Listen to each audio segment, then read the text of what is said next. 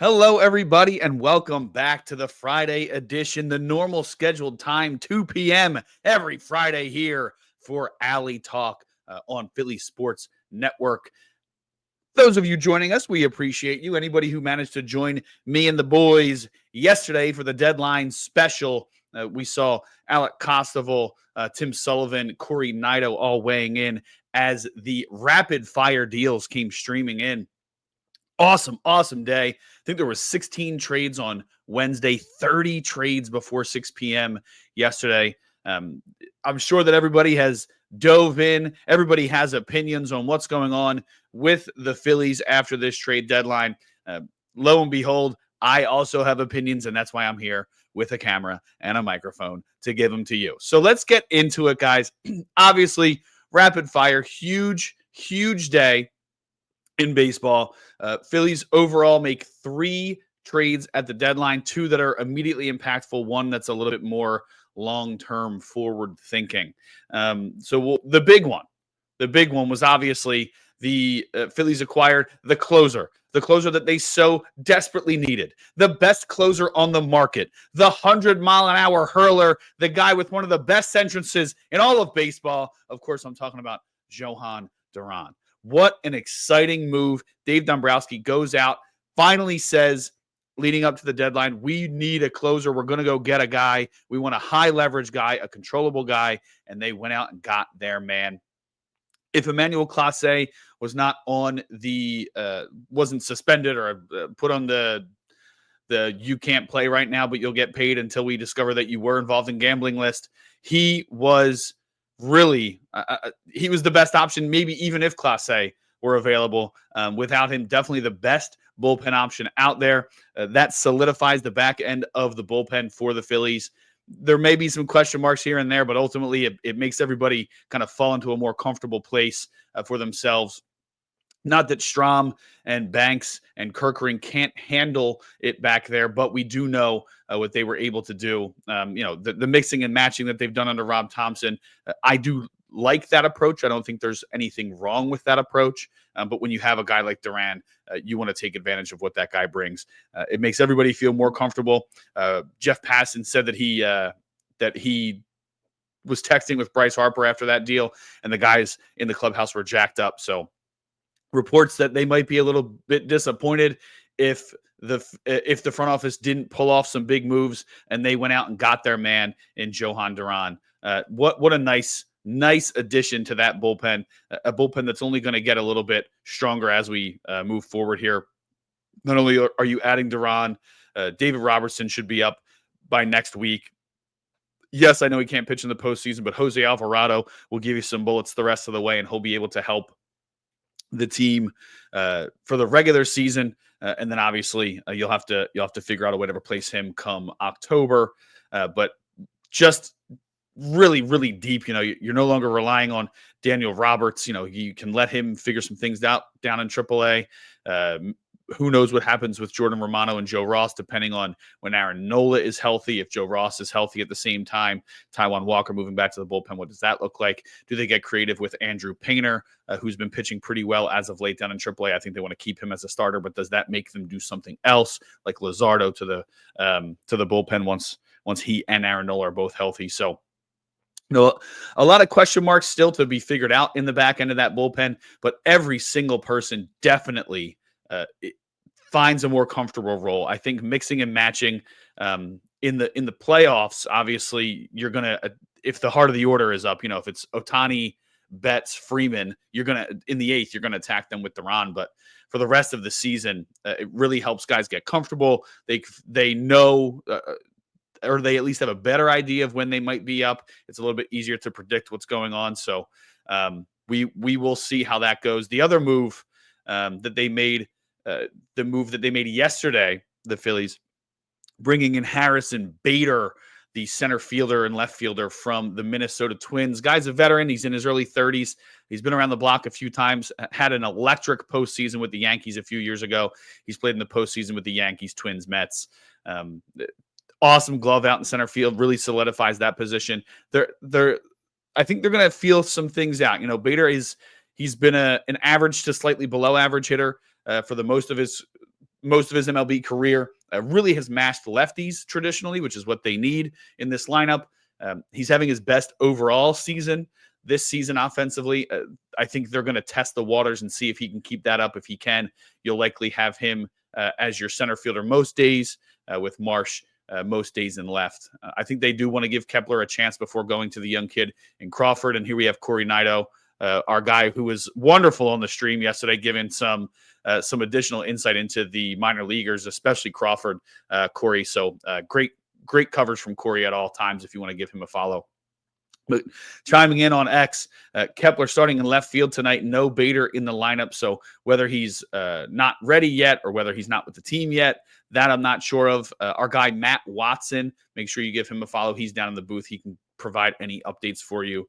That is Matt Watson at Matt Watson Media. So check him out for all of our for all the coverage down in the lineup. Let's see, yeah, Stott second, Sosa third, Kepler left, Marsh in center.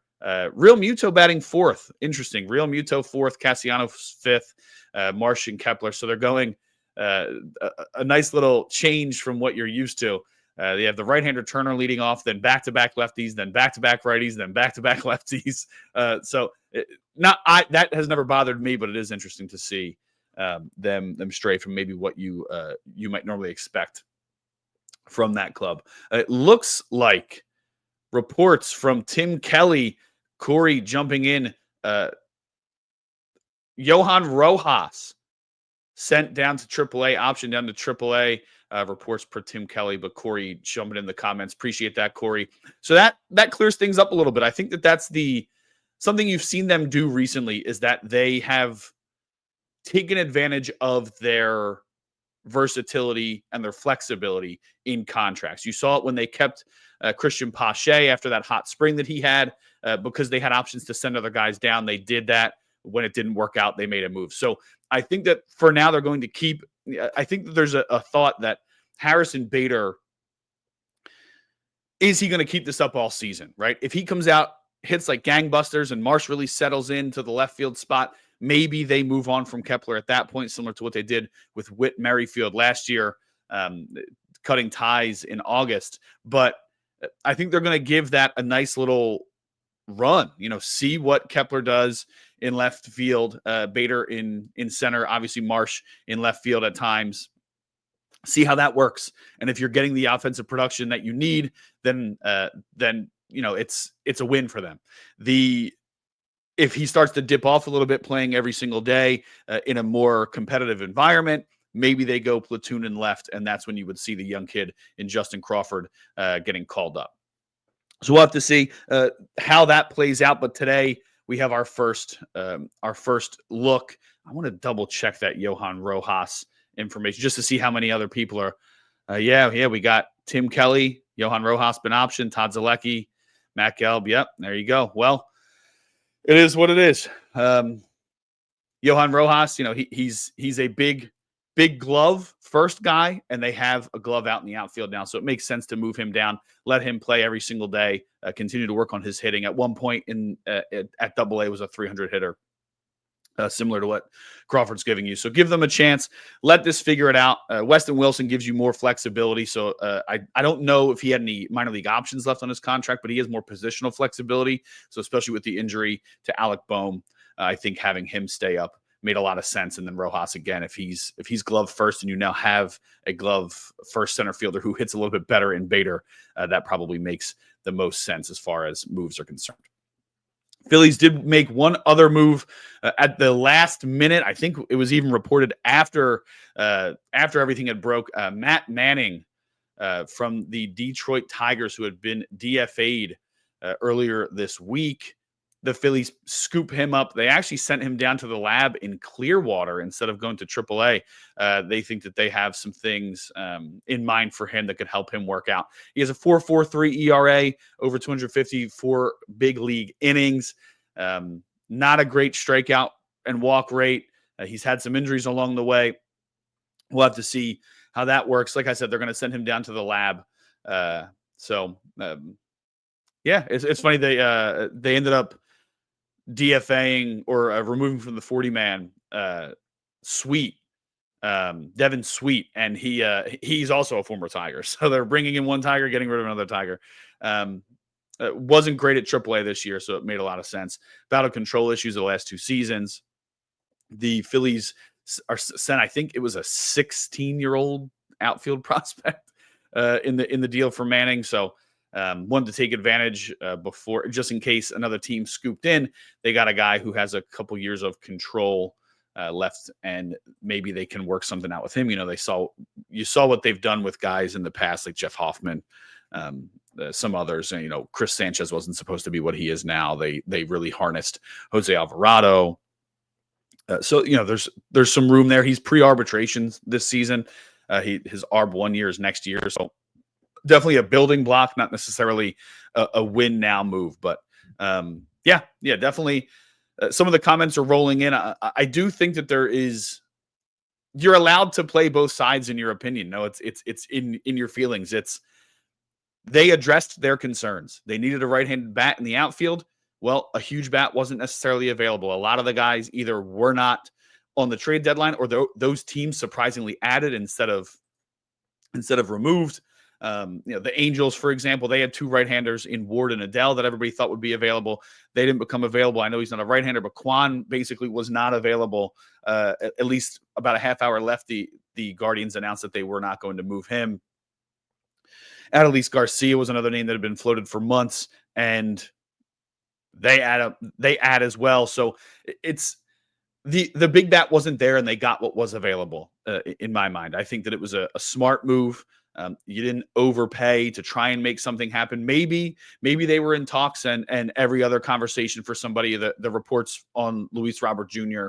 were that they that the conversations started and ended with Painter. They wanted Painter. Dombrowski said no, and then they said okay and hung up. I mean, I wasn't in those rooms. I don't know if that's exactly how it went, but reports are that they wanted Painter and nobody else in conversations with him. So the rumors were that the big ask for Duran was Painter as well. So the fact that they were able to hang on to Painter and trading the Mick Abel instead of Painter in that deal, really beneficial for them. I think that's great maneuvering by Dombrowski. Even if you think they should have made one more move, they improved. They made a big move to take advantage of this window, to take advantage of the short time you have left with Zach Wheeler, to take advantage of the core groups. You know, you have this year Schwarber and Real Muto. Who knows what happens with them next year? 2 years from now, you're going to have both Harper and Turner in their mid-30s. The window for this core is closing, and they're trying to take advantage of that. So definitely good maneuvering from Dombrowski here. It's funny. The vitriol that I've seen on Twitter is always funny, right? I think that it's an emotional thing, and everybody has something to say. Here I am talking about it, criticizing that everybody has something to say, but the way that the deadline ended up playing out yesterday, where you had 30 deals made, I think 20 of them came within the last hour. The emotion of, oh man, there's another move. Oh, the Mets made another move. Oh, the Braves are trading for somebody. So the Padres are getting everybody. You get yourself excited, like, oh, maybe Dombrowski has one more move in him. And I'm sure that he was on the phones doing his due diligence. But he wasn't going to just buy somebody to react to what everybody else was doing. His job is to improve this club and let the superstars on this club do what they do. And that's exactly what he did. I give this a strong B. If you want to call it a B- because you were hoping for one more move, that's fine. But anything below a B grade on this deadline for the Phillies is insane. They got the best reliever on the market. They got the closer that everybody's been begging for since 2022. They got their guy. And I'm a big believer that had the order of the trades been reversed, everybody on Twitter would be so much more relaxed. I think, strongly believe that if the Bader deal was made on Wednesday, and in the middle of that flurry, boom, breaking news, Bader and Duran acquired by the Phillies at 5 p.m. yesterday instead of the night before, everybody feels differently. Now, the intelligent folks and a lot of the other people in media that I know, they're still going to look at the totality, and you're within your right to feel like they should have made one more move, even if it was minor. Go get one of these relievers that changed teams that was available to help solidify that bullpen. Dombrowski's been adamant that they feel strongly. People, is there a guarantee that David Robertson pitches well? No, but there's no guarantee that anybody pitches well. They took a flyer on a guy, and they didn't have to give up prospect capital to do so.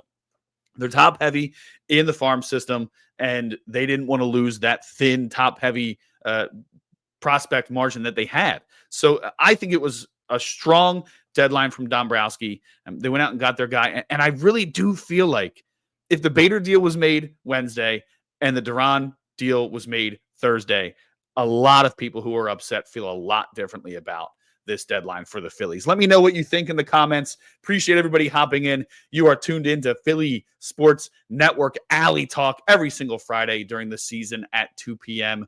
Myself and sometimes a cavalcade of the rest of our Phillies team join me to talk all things Phillies. We're going to get into how the NL East did when it comes to the deadline. Our guy, Matt Watson, who is in the booth, he did a piece on Philly Sports Network. I'll share the link for it. He did a nice little piece breaking down the winners and losers and the deals made in the NL East. I'll put that in the comments so everybody can find it. But we also, if you're getting tired of me talking, well, first of all, what are you doing here? That's all I do is talk. If you don't know me, it's yep all day, baby. And if you're getting tired of hearing me, don't worry, because we do have a special guest, an outsider for the first time in Alley Talk history since I've been doing Alley Talk. We have someone not from PSN joining the show today.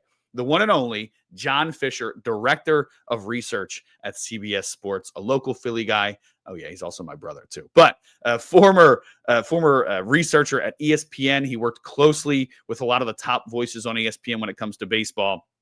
He was a regular researcher on Baseball Tonight and Sports Center. So he will be joining us between 2:20 and 2:30 to add some additional add an additional voice to the Phillies moves. So great stuff. We're going to have John join us shortly. Can't wait for him to get in there. It's actually going to be, despite him being my brother and both of us being in media, the first time ever that we will be doing a stream or a podcast together. So pretty excited about that one. Make sure you stay locked in for when Johnny Fisher joins us from CBS Sports, Director of Research. Anyway, back to what the Phillies did and how they measure up with the NL East. Like I said, my guy Matt Watson gave us a nice little breakdown. One of the biggest winners of the deadline was the Mets. No doubt about it. They added significant capital to their bullpen. They added an outfielder that they needed in center field in Cedric Mullins. We already know, so obviously they weren't going to target someone as big as Bader Duran if they didn't have to. They already have Edwin Diaz back there, the highest paid closer in all of baseball, and they needed to bridge the gap. They had some missing pieces there. A few days ago, they had Gregory Soto from the Orioles. He is pitching well, 3.79 ERA in 2 games with the Mets so far, 1 2/3 innings, has not allowed a run. But I want to take a look at his splits, because I was talking with John and some other folks about how some of these Mets moves feels like they were targeting the Phillies specifically. Against lefties have a 2.62 slug against them this season. I mean, let's talk about it. That move was made for Bryce Harper and Kyle Schwarber. It's to me that screams they made that move with Phillies in mind. Ryan Helsley, a rental closer, not having his best season when it comes to peripherals, but 100-mile-an-hour fastball. The guy has postseason experience, closing experience, and he can essentially slot in as your 8th inning guy, and you can play mix and match with some other folks. The big one, Tyler Rogers. What a move by the Mets general manager, getting Tyler Rogers. The Submariner, really impressive numbers since he's joined the league. want to bring up his stats here. In his career, he's a 2.79 ERA, but last season a 2.82. This season so far a 1.80 ERA.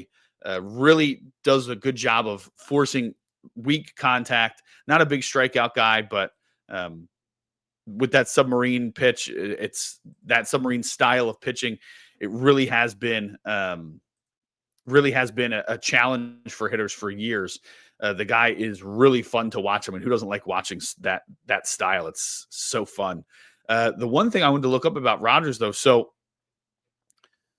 Rogers, where is somebody tweeted out, and I want to make sure that I have it correct, but Phillies hitters, especially their right-handers, have really struggled against Rogers in his career. In their career, rather. Let's take a look. No. Yeah, current Phillies have a combined slash line of 149 average, 184 on base, 213 slug against him. That's everybody, not just the right-handers. All of the current Phillies. Man, what a get for them. That is a huge victory. And again, I mean, I know that he's effective against everybody. I don't want to say that they're just targeting the Phillies, but it really seems like those two moves perfectly align them to compete with the Phillies all season long. Cedric Mullins was a guy long rumored to be a target of the Phillies, or at least a potential fit with the Phillies. He ends up going to the Mets. Big upgrade in center field. Some of the advanced defensive metrics don't love him this season, but you see what he can do with the glove in the outfield. His offense has been pretty average. Same with Mullins, maybe having a little bit more pop. Mullins does than Bader. Definitely more pop than what the Phillies had been getting from the outfield to this point.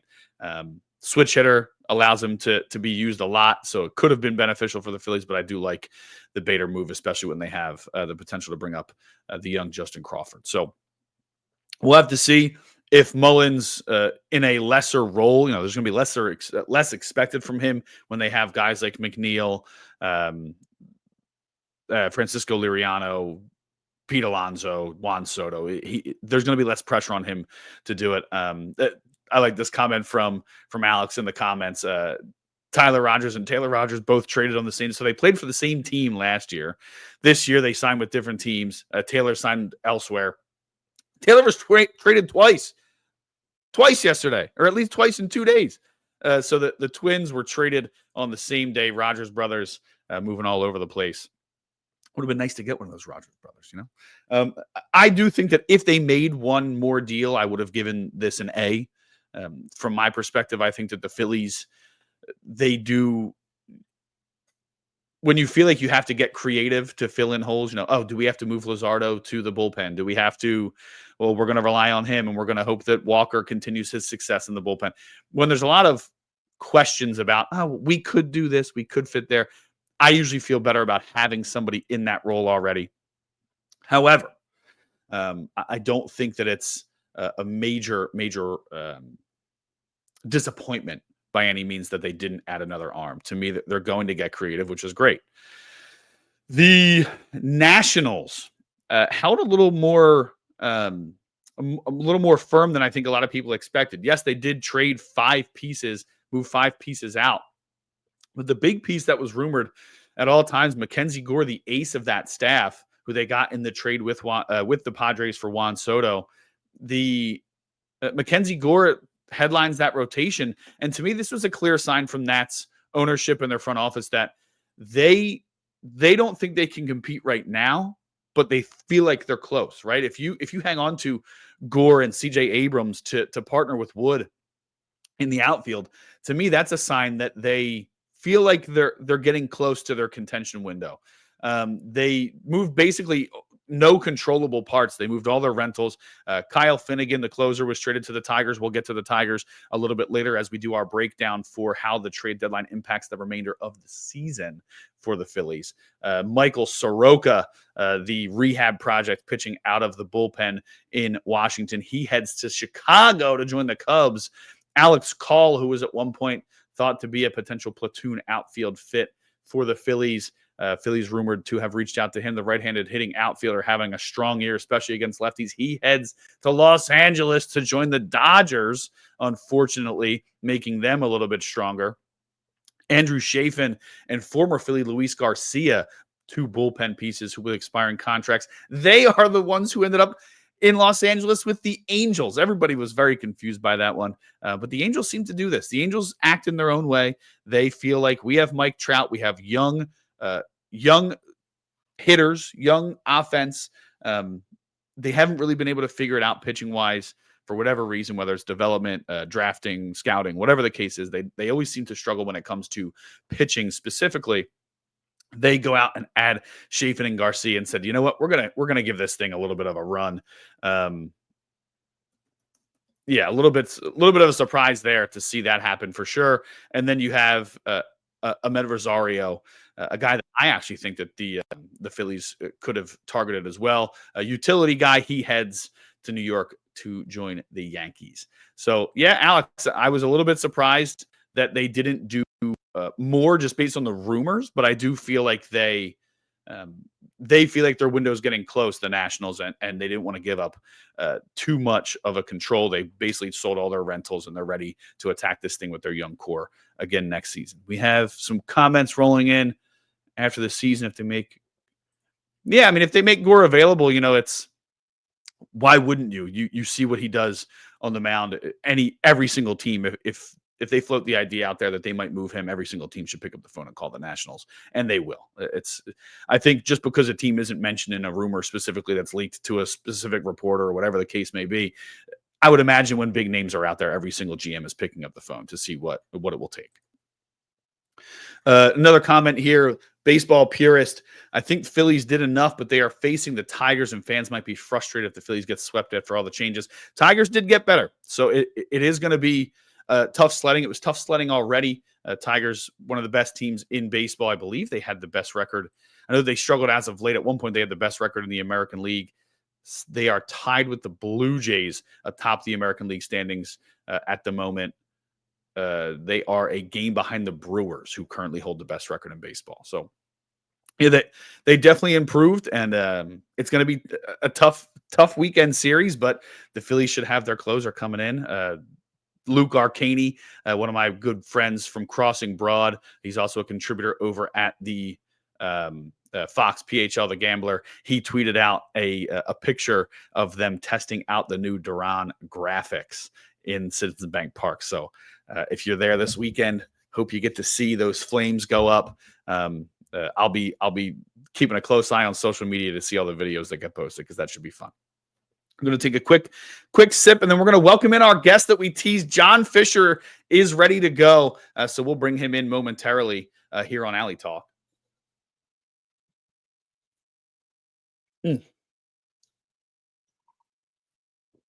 All right. Man, woke up with a sore throat today. Not the best day to be talking, but I guess it's more from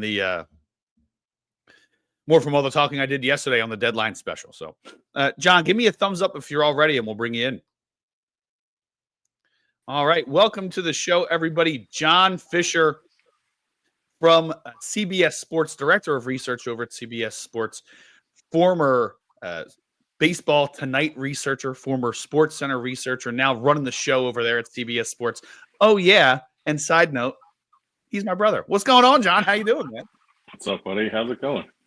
Good. Just out here yucking up some ball conversation after talking all night last night about it. Of course, I had to come back and give the full depth analysis today. Where are you at, man? Looks looking good there. Looking like you got some good sun in. Way better lighting than what I have. We got to fix that for the streams moving forward before the postseason run. But how you doing? Where are you at? And where's your head at after this MLB trade deadline? I'm good. We're in Long Beach Island, hanging out with family for the weekend. And yeah, so the trade deadline, you and I have talked a little bit. I would say the easiest way to say it was, I think on Wednesday, I was really excited when they got Duran. On Thursday, when they did what they did and other teams did what they did, I was less excited. But I think I've seen you put it well, and I think I have similar thoughts that they had two obvious areas of need and found people. In one case, maybe one of the best available at that. And then the other, they tried to solve it, or at least add someone that can help. So they attacked the right things, and I think it was obvious to everybody. It was obvious to them too, and we heard Dombrowski talk about it. So, um, at this point, we can look at splits and we can look at player history and things, but guys come in and perform well or they don't. It's a 3-month run for Harrison Bader and how he fits, and it's the right kind of player for what they were lacking, and let's just hope he plays well. Yeah, a lot of Twitter, and I know that Twitter isn't a real reflection of the fandom, but people say wild things on there. And the biggest thing that I kept seeing is, oh, it feels exactly like the Kepler move. It feels exactly like the Hayes move. Well, there was a point where Twitter was ablaze earlier in this season where wouldn't have been nice to have Austin Hayes still. He fit exactly what they needed. Like, yeah, of course it would have been nice. I was surprised they let him go in the first place. And if it fits close to Hayes, that's because it's what they needed. It resulted in a hole. They had Kepler. They hoped that Kepler would fill that hole, and it just didn't work out that way. Kepler's a nice guy, but it just hasn't clicked.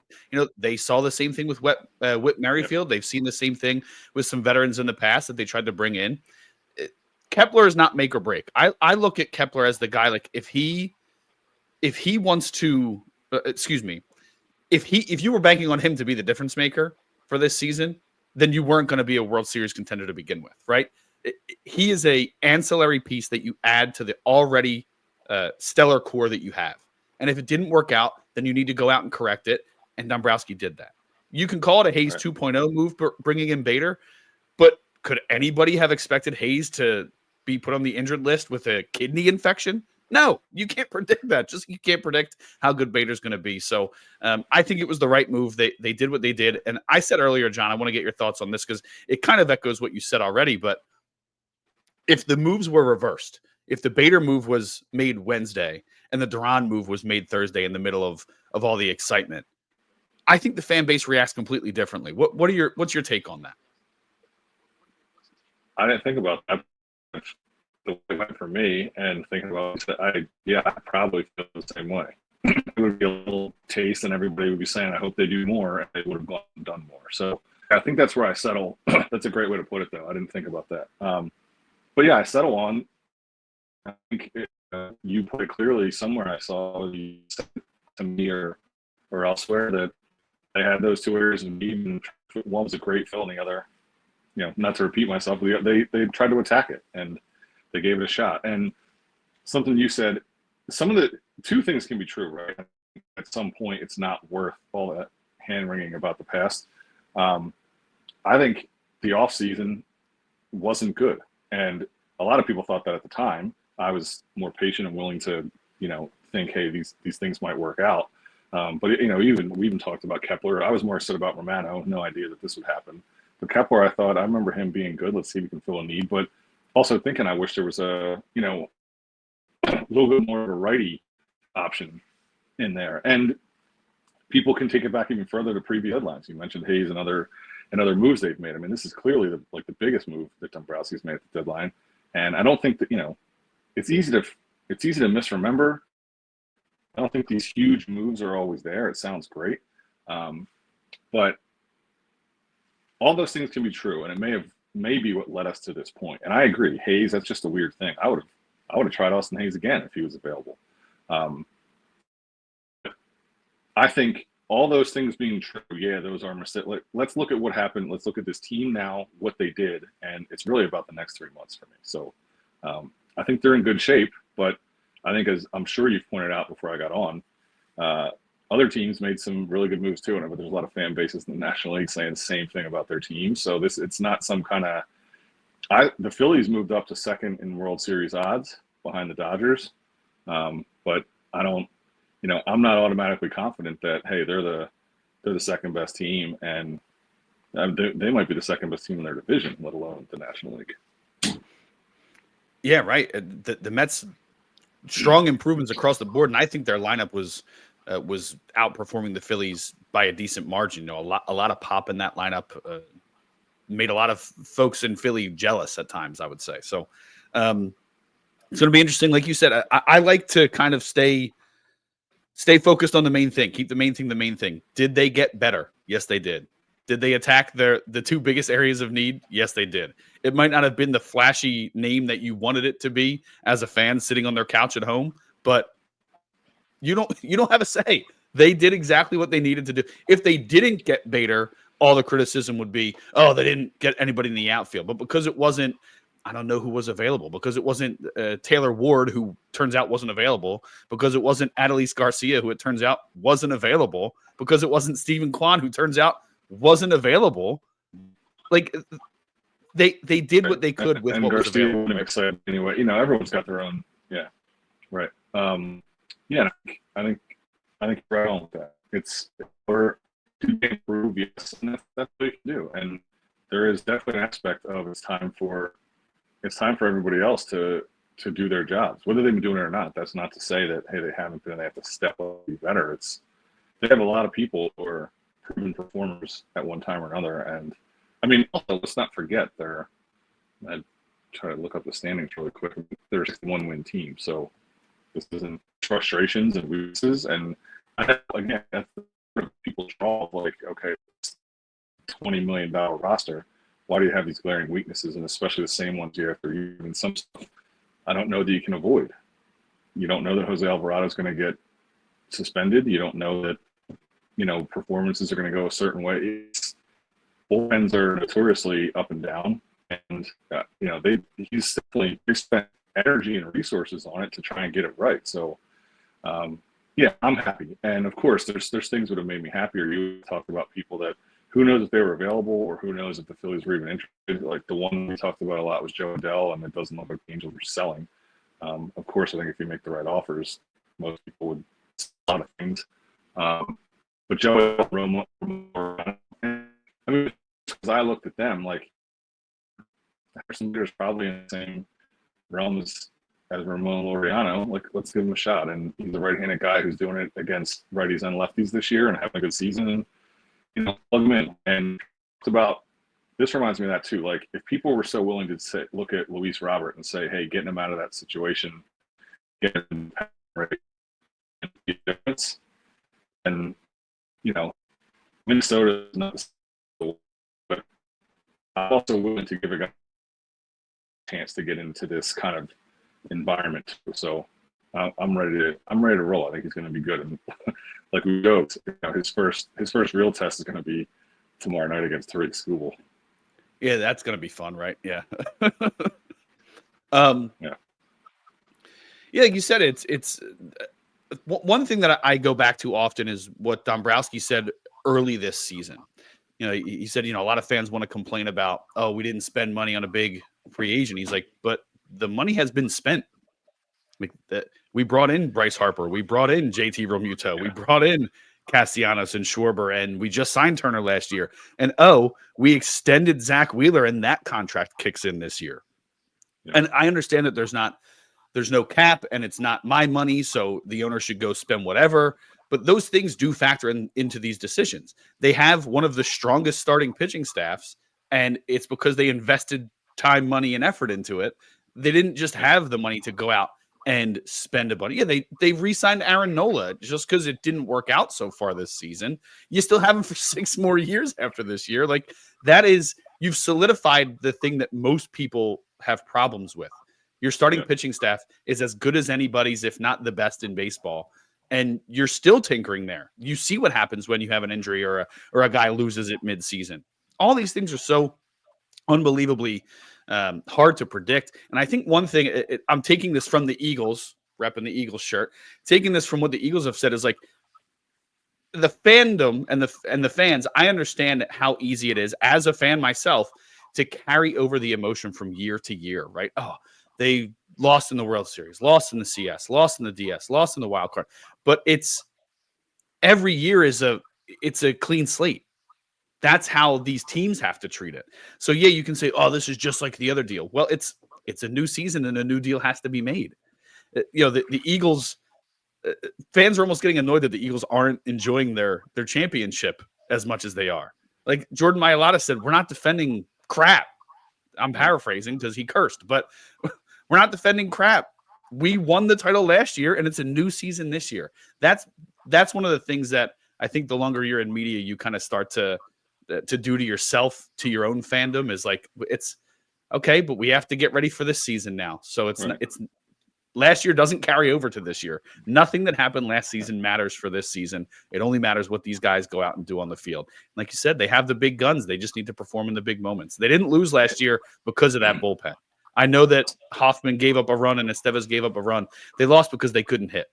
And this is a team supposed to be built on hitting. And I think the thing people will talk about the offseason, there's two things. You and I talked about it in the offseason too, about, hey, they didn't really make that, that left field seem like a spot. They went out to try to get Hayes. It didn't work out. They fill it with Kepler. Wasn't satisfying anybody. When people talk, they didn't make these big moves.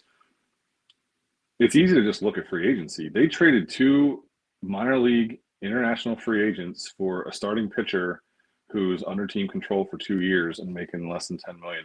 And, there's concerns about that guy, but he's made 22 starts. He's got an ERA 4.3, and he's got, he's striking out 10 batters per 9 innings. There's other warts there, obviously, but he's a 2-win player this season. He's 9-5. I don't really care about record, but I mean, that means they're winning games that he starts, and that's for a team that at some point we've worried about whether they can hit or not at certain times of the year. So. Yeah, we can sit there and get upset that they didn't sign whatever free agent left fielder would have done something. But Dombrowski made a good move. And I think to tie that all together is something else you said, like when we talked in the offseason, it's true. It might not sound good to fans who are seeing World Series, CS, DS, just like we did, 15 years ago. Yeah. And of course, it's easy for us to sit and say you should do something and make this the year. And they understand the window part. That's why they went out and got Duran. I also think it's interesting. I haven't heard Dombrowski or anybody say this, but to me, this is like the window isn't just this year. Obviously, guys are going to get older, but like Duran is under team control as long as Zach Wheeler is. I think this is the Zach Wheeler window. And expand that out, like you said, the money's already been spent. It might be disappointing that they keep, first of all, just not winning the World Series, let alone each year, a round earlier. But it is, once you make those kinds of moves, when you spend money on Schwarber and Harper, and then you add Turner, and then you extend Wheeler, and then you extend Nola, and you've got all these guys, and whenever you think Castellanos and Real Muto were already there, that is your team. You're setting it up that almost every spot's taken, and you kind of have to live with, I don't want to say live with whatever happens, but you're looking at, it's not just a 1 or 2 year thing.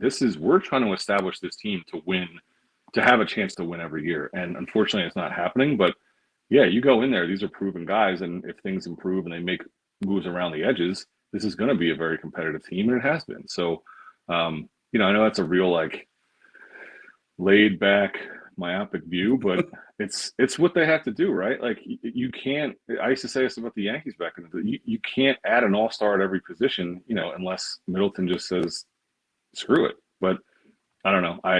I like the guys they have. This is a really easy team to root for, and they're trying to make moves, and they've made good ones here. And, at this point, I want to get back to being a fan. Like, you wring your hair over this, and I don't know, let's let these guys go out and play. I'm really excited to see Duran come and try to close out a game against the best team in baseball. And I'm excited to see Bader hit against the best pitcher in baseball. Like, let's throw him right in the fire and let's do it. Yeah, I'm surprised. I guess maybe he's not here yet or not ready yet. Bader's not in the lineup today. They did also announce that Johan Rojas is being optioned to make room for Bader. So not in the lineup today. Maybe they want to let him get settled and get comfortable and get him ready for tomorrow, because that should be exciting. Him versus Skubal. So one of the biggest complaints for the Phillies it seems like a decade plus has been, they keep trying to figure it out in center field. It hasn't figured it out in center field. Well, whether he's a great hitter or not, Harrison Bader can be your everyday center fielder and solidify a position that's been in flux since seemingly Shane Victorino manned the position. So even if it's just for 3 months, like you have a solid glove there. Yeah, you and I were talking about Adele, and part of that was like the pedigree. And of course, performance is performance. I'm not saying, hey, some guy who was supposed to be good is always going to be good, and I didn't know enough about Harrison Bader. Harrison Bader's got pedigree too. He University of Florida player and top prospect back in the day. So,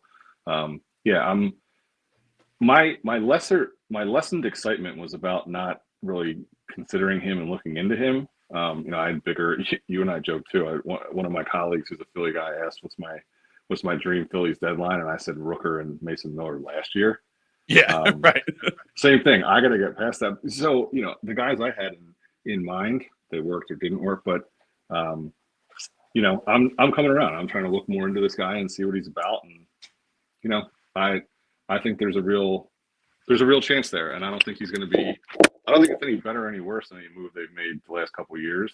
It's right in line, and the way he's playing, it might even be better. So it's not me just trying to talk myself into it. It's actually taking a look and saying I like taking a shot on this guy. Yeah, man, it's veteran guy, like you said, postseason experience. Back when he was with the Yankees in 2022, he hit 5 homers that postseason. So he's a guy who's been on the big stage, has done it on the big stage. The big thing with everybody's complaining about Rojas was like, yeah, the glove is fine, but the guy can't hit. Well, even if he's a slightly below average hitter, Bader is a much better hitter than Johan Rojas, and he's been there, proven that he can do it on the biggest stage and a very similar, if not the same glove. I just don't know how you can be upset about that. Like, even Hayes was supposed to be a decent left fielder. I know he started in center field in the All-Star game the year prior, but I think nobody really expected him to be a center fielder.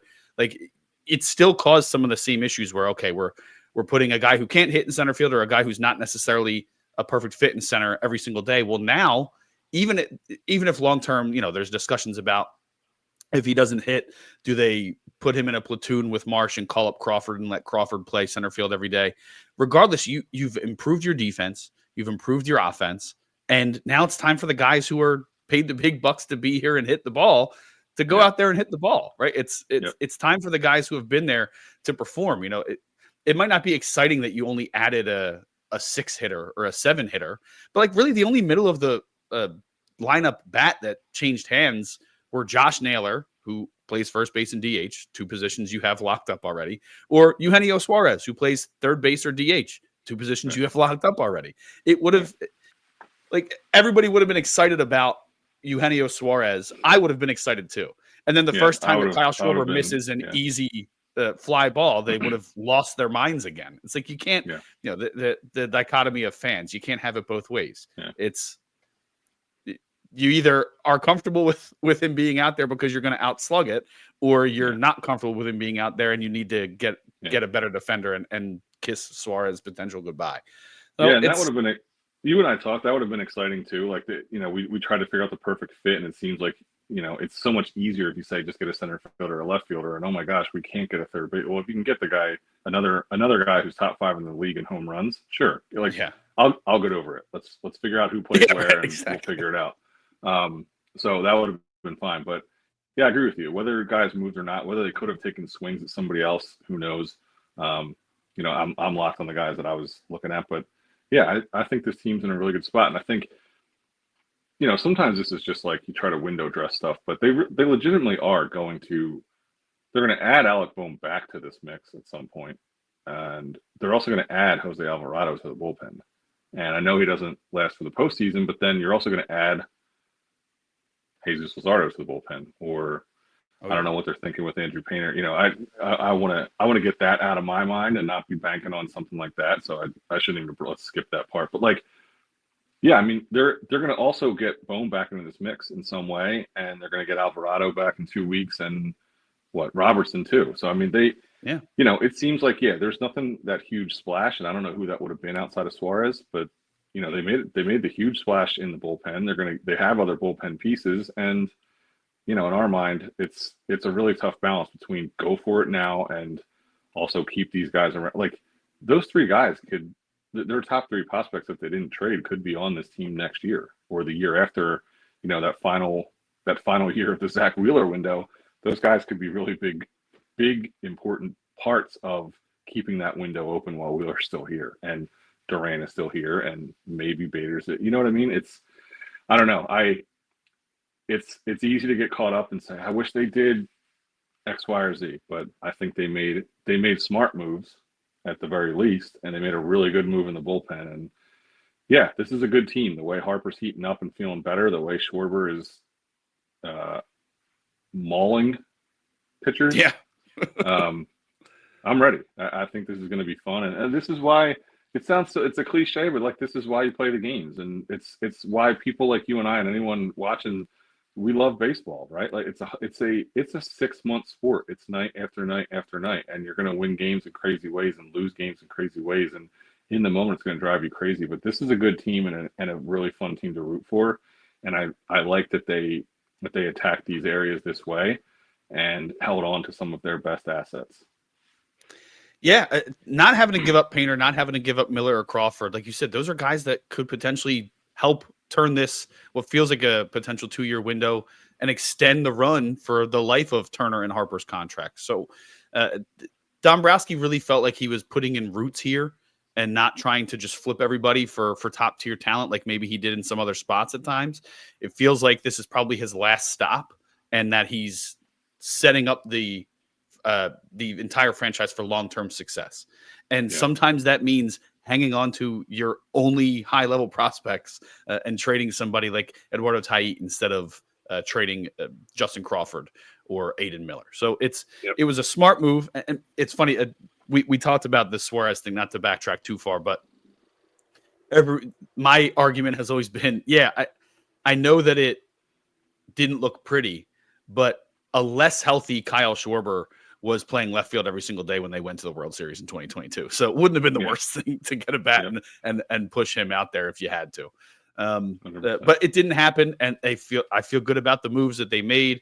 I like to go outside of Philly media to see what other people are saying about the trades. And I listened to Jeff Passan on the Baseball Tonight podcast with Buster Olney and Tim Kirchin earlier today, and they spent a lot of time on a lot of other people. And when they got to the Phillies, basically all three of them said B+, A-, A. Like it's World Series moves.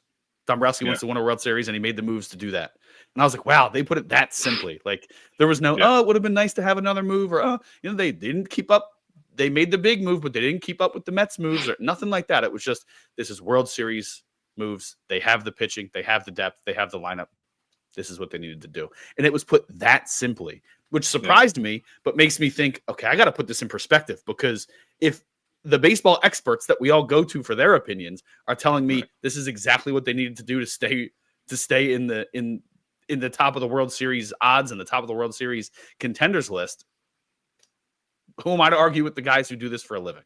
Right. And I'm sure they're folding in opinions they're hearing from other people too. Not that they're just taking those, they've got their own, but if they thought A+ moves and everybody else is saying they whiffed, they'd probably that helps you form your final take on it. And I would imagine other people are saying the same thing, but and I'm sure a lot of the hand-wringing by Phillies fans is probably the thought that other teams did a lot of the same, right? Yeah. Like, it's not just, hey, you can't only look at the two things the Phillies did. Like, we are. Like, when we keep it simple, hey, they improved. That's what we wanted. But you have to win 3 rounds to get to the World Series, right? And you have to beat teams that also made A moves, I think, at the deadline. Yeah. So I'm sure that's part of the calculus with people being upset that, hey, yeah, we did this, but other teams did X, Y, and Z. Great comment from the Baseball Purists here on YouTube. You can't grade a trade deadline until the end of the season. You're right. It's true. You can grade the trade deadline right now if you want, but we have no idea what these guys are going to do. Look how often we talk about, man, this guy was on fire in the first half and then fell off in the second half. Or this guy really picked up once the midsummer heat. We getting lost in the sauce at the trade deadline the day of is usually a waste of energy and effort. But here we are doing it anyway, John. That's what we do. Well, that's what we do in the media. And that's also if you're it's part of that's what happened, right? That's what happened now. That's what when you're locked in and this stuff excites you, this is what you do. Yes, sir. So we mentioned the Detroit Tigers are in town in Philly this weekend, one of the best teams in baseball. They have 3 versus the Tigers. They still have a few series against some American League opponents coming up here to start the month of August. the Tigers were active at the deadline. They brought in quite a few pieces. They're actually, I believe, they're starting Charlie Morton this weekend. So they trade in Morton, who had been kind of in a hybrid role from Baltimore. Bring in Morton, who has postseason pedigree. He's going to help them along the way as a veteran. They brought in a lot of bullpen help. They got Paul Sewald from Cleveland, Kyle Finnegan from the Washington Nationals, Rafael Montero from Atlanta, Cody Huer from Texas. I'm not even sure who that is. They did bring in Chris Paddock and Randy Dobnak from Minnesota. Minnesota traded 10 people from their 26-man roster yesterday. It was absolutely bonkers. The Will Smith meme standing in the living room was definitely Byron Buxton yesterday. Like, damn, where'd everybody go? They cleared house yesterday. It was crazy. They also brought in a couple of, like I said, they traded Matt Manning and another guy off the 40-man for some cash consideration. So they got better. It might not have been an electric deadline. They may not have done anything to address some of their lacking offensive concerns as of late, but they got better. And all of a sudden this weekend went from maybe we can get to the bullpen if we can get past some of their strong starters. And all of a sudden they brought in all the reinforcements. A lot of guys that Phillies fans, thought that Philly might target in Sewald and Finnegan. Montero is interesting. He's been a big name in the past, but really struggled as of late, bouncing around a couple times. So, how you feeling about the Tigers' moves? Clearly, they got better, and it makes this weekend tougher. But it's only 3 games versus Detroit, so not a major impact to the schedule. But if you want to start off August on the right foot, it just got a little bit more challenging. For sure. I mean, you want to do it like with your new additions too, right? It's that counter flow for big series, and they're back home. Especially coming off losing 2 or 3 in Chicago, and you get these reinforcements, and the energy is going to be high. And we'd read reports that in the clubhouse they were making it apparent that they wanted something done. And yeah, you want to come out and show that these are the right moves, and those individuals do, and the team wants to fold them in. So the Tigers were already good, and they did same thing. They did smart things. So they're going to be a really, I mean, luckily we don't have to face them in the National League playoffs, but yeah, it's going to be a tough series, and especially some of their pitchers, but Saturday night is going to be, if kind of like what we're talking about, being locked into the trade deadline and going crazy versus, the way you treat baseball, and it's a year-long thing. And I don't know. I hope I can step back and enjoy maybe the 2 Cy Young winners facing each other in August for, playoff teams. It's going to be awesome. That is going to be a fun matchup, man. Wheeler versus Skubal. If you're not already locked in, make sure it's appointment television, those two. So that should be really fun. Next up, after the Tigers, they have the Baltimore Orioles, who, as we are aware, traded away a lot of pieces. Ryan O'Hearn and Ramon Laureano both sent out to San Diego for quite a few prospects. I think it was 5 prospects coming back. Cedric Mullins, we touched on it at the top, traded to the Mets for bringing in 3 more pitching prospects. Sir Anthony Dominguez, former Philly, traded across clubhouses mid-doubleheader to Toronto. We mentioned Charlie Morton heading out, Gregory Soto to New York as well. We mentioned that earlier. Andrew Kittredge to the Chicago Cubs, Ramon Urias to Houston, and they did bring in one of those pitchers that the Tigers were letting go of after DFAing them. So overall, the Orioles had been underperforming this season for sure, and they sold off all of their expendable parts, it seems. So not that I was worried about Baltimore in that matchup already, only 3 games against them, but they've gotten worse. So while the Tigers got a little bit better, the Orioles a lot worse on paper. That might be a little bit of an easier stretch overall for the next 6 games. I know you have to take it series by series, but I think that they have a better shot against the Orioles than they did before, even if it's going to be a little bit tougher against the Tigers. The 3 games. Yeah, prior. I would just looking overall. Yeah, not thinking about every deadline move that was made. I mean, there are some tough series in here. Like next week, they visit Texas. The team, I think that's the only team with better starting pitching than them, or at least the only team ahead of them starters ERA. At least it was recently. But that's a really good team they're going on the road against. To face Cincinnati and Cincinnati, they host Seattle. They play the Mets 7 times. They still have to visit Milwaukee and the Dodgers. So they're visiting. Yeah. I forget if right now who's in front in the NL Central, but that's road series against the other 2 division leaders in the National League, or at least the Brewers might be in second, but there's some Brewers tough are in series. first. Okay, so yeah, visiting Texas, visiting one of those series against the Mets is on the road. Visiting Milwaukee, visiting LA. I mean, the thing that jumped out to me, and I haven't seen anybody say, is they finished the season with the Twins. So, however this ends up, and we think this is going to be neck and neck the whole way with the Mets and trying to jockey for position. The fact that they might finish with Byron Buxton and friends the last weekend. That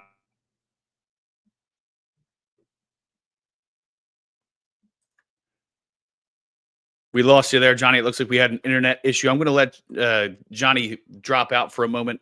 Give me a thumbs up when you're back for us, John. But yeah, it's comments coming in. Baseball purist, Phillies got a tough schedule. So we were actually looking at that a couple weeks ago, and they had a favorable schedule when it came to strength of schedule. That's why I wanted to kind of look at the deadline, who got better, who didn't. As Johnny mentioned before his internet issues, they're going down to Texas. Texas did get better.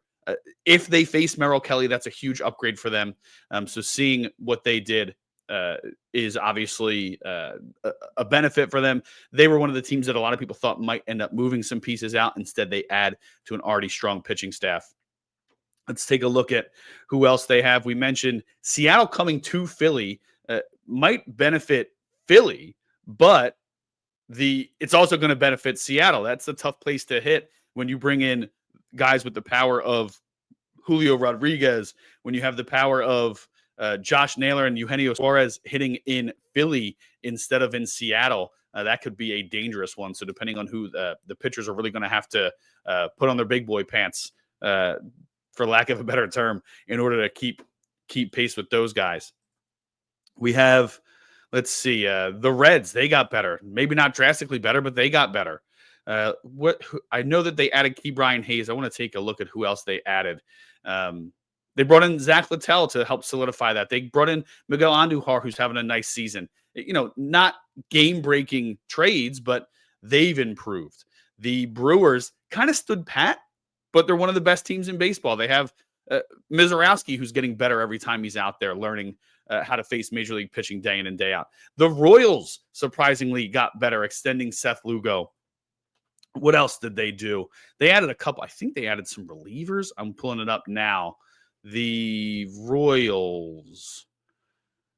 They added Ryan Bergert and Stephen Kolek. They added Bailey Falter, who's going to help eat some innings for them. They added Randall Grichuk and Mike Yastrzemski to the outfield. So they added some pieces in there. It might not be electric pieces. It still feels like that's a winnable series, but they're a good team that added. All of a sudden, that's a tougher out for them. The Dodgers, already a really good team, they added. That's going to be a tougher part of the schedule for them. The Diamondbacks, maybe a little bit easier, but the Twins. But you're talking about, the Nats, still a pretty good team, but they traded a lot of pieces, so that should be a little bit easier. And you have 7 games against them, but it's tough to predict what a National League East rival is going to do. The Braves stayed about the same. The Mets greatly improved, and you have 7 left against them. Marlins are playing some of the best baseball in the majors, and they didn't really sell off. You have 6 games left against them.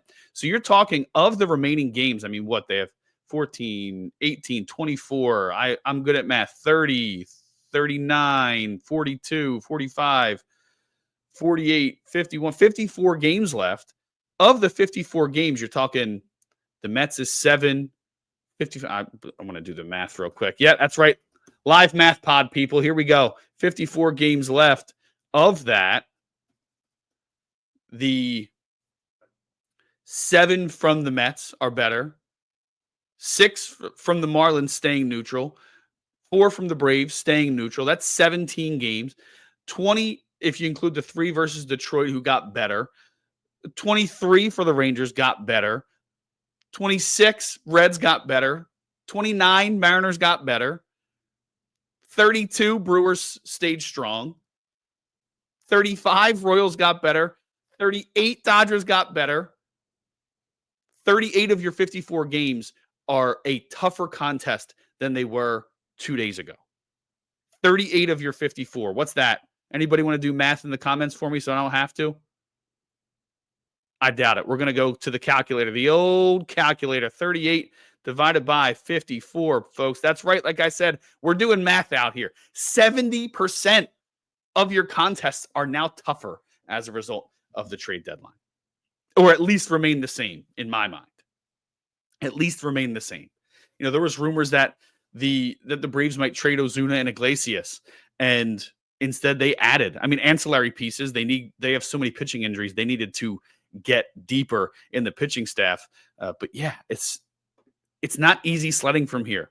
All of a sudden, you know, we talked a couple weeks ago about their second half might actually look pretty good for them. And with Bryce Harper heating up, good on them. Now, at the same time, the Phillies got better, but your competition got tougher the rest of the way. 70% of your games are against teams that either are the same team we thought they were or improved.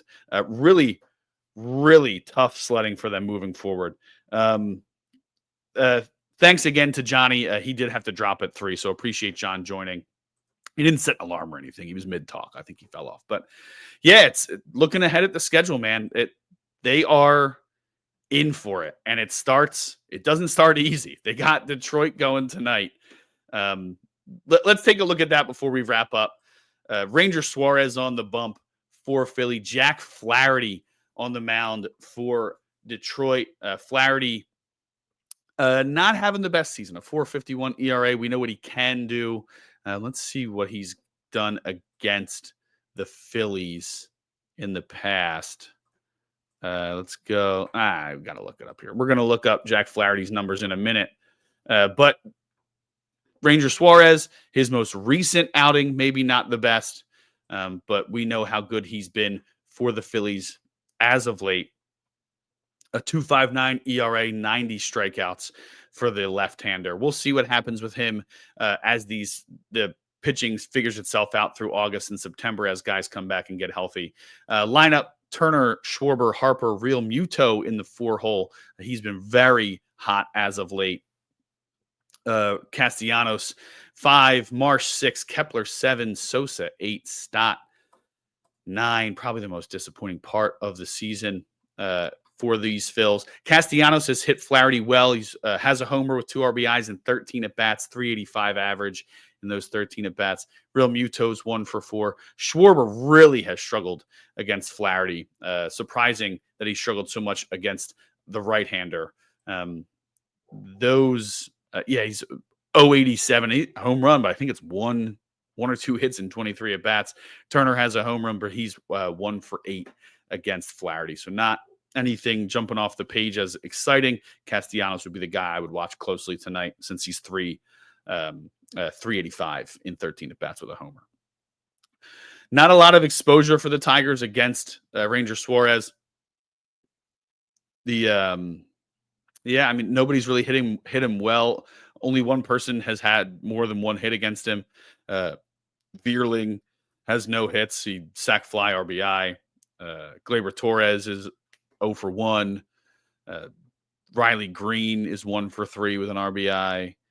Ibanez has 2 hits and 2 RBIs. So not a lot of exposure for these Tigers against the left-hander for the Phillies, Ranger Suarez. Let's look at the weekend's matchups to get you excited for the awesome series against the Tigers. If you're going down there, by the way, Bank has been electric.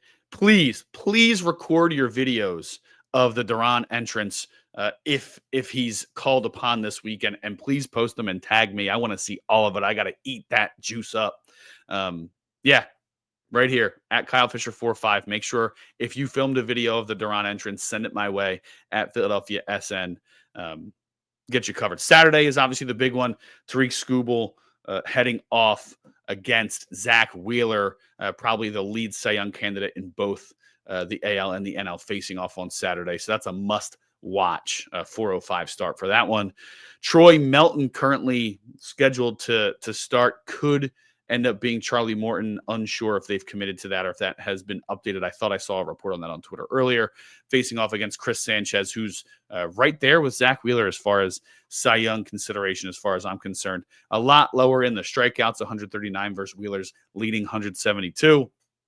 but same ERA 2.55 versus Wheeler's 2.56. So really strong starting pitching expected all weekend long from Philly.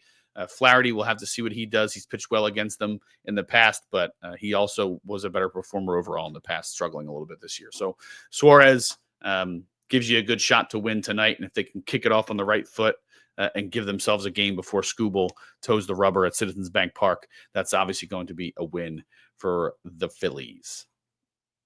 Yeah, it's exciting times, guys. You know, I like to remind fans, just keep it in perspective, man. Keep the main thing the main thing. The Phillies got better, and that's what we wanted them to do. The Phillies are performing well. That's what you want them to do. The Phillies are right there in the division and firmly hold a playoff spot, have the second best odds to win the World Series, according to sports books across the country.